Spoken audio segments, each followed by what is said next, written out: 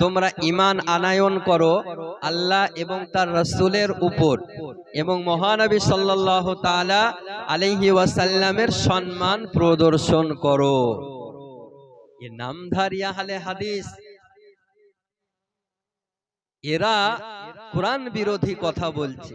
রব্বুল আলামিন নিজেই বলেন তোমরা নবীর সম্মান প্রদর্শন করো, নবীর ইজ্জত করো। এরা মুসলমান নামে কলঙ্ক। নামাজ পড়ার পর, রোজা রাখার পর এই রকম মিথ্যাচার ইসলামের নামে করতেছে। বিরাদানে ইসলাম, এদের গুরু লিখে রেখেছে নবী মরে মাটির সঙ্গে মিশে গিয়েছে, নাউজুবিল্লাহি মিন যালিক। এ সম্পর্কে এটা বাতিলদের আকীদা।